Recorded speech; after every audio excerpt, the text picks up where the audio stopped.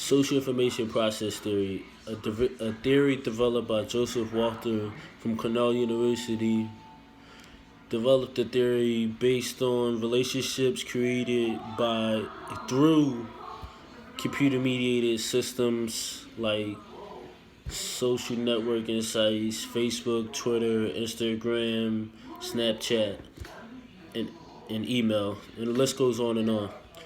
The common thing that we seen throughout all the research and articles and experiments that we researched was that the relationships can be built and last depending on how much self disclosure each partner gives, and in that they talk about SIP, and that's basically like information given little by little at a time. And the one thing about social information process theory, it suggests that we don't have the same traditional nonverbal skills that we usually would use in person to judge and size up another person. People adapt to the language that their partner or the sender like gives to them. Some of the limitations on the theory is that a lot of the experiments needed more time to come up with like a concise like theme or like results. One of the articles that I found interesting wasn't like an experiment, but it was like based off a real life scenario, and it was called using You've Got Mail to search. I mean to teach social information process theory. And basically, the article focused on in a movie. It was a fictional movie, however, but it still gave good like insight on how social information process theory works. Some of the positives was it gave good examples and analysis of the film and made self disclosure like one of its main points.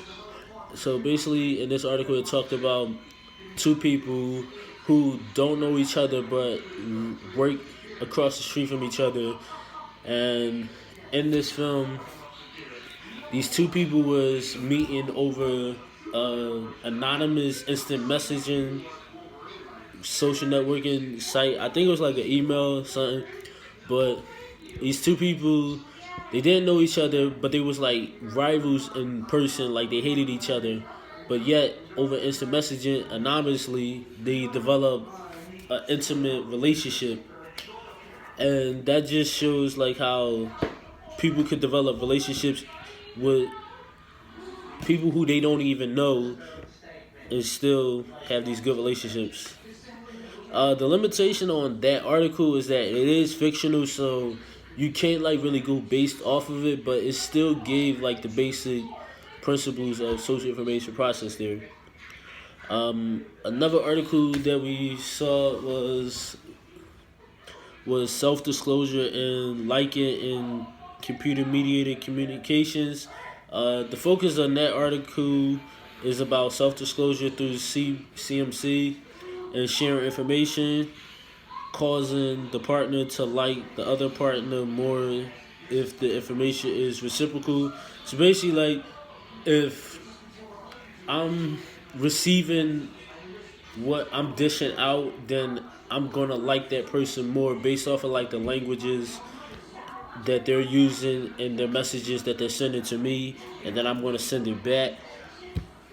Um, we also found an article called "The Effect of Role Conflict, Self-Disclosure, and Social Network Sites: An Integrated Perspective of Boundary and Regulations and Door Process Model." So basically, the main point of that article is to clarify the is to clarify the roles of conflict on social media sites using theoretical models and develop to examine the effects of role conflict. So basically, it was that article was focusing on how people develop and make relationships through the comments and sections of social media. How somebody can be liked with it based off of what they say to another person. Yeah, so basically, a lot of these articles are pretty much giving us the same results each time. Basically, the theory, in order to this theory cannot be taken wholeheartedly because a lot of the experiments that was done, they were done within a small group, not within a big group.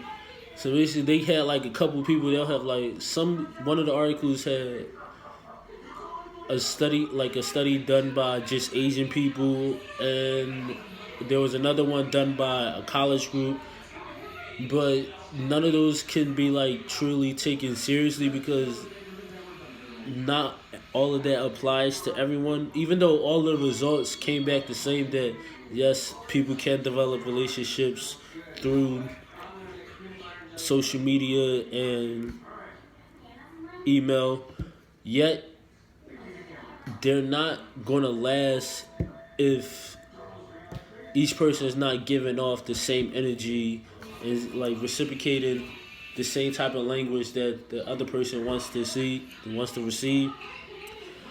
Um, uh,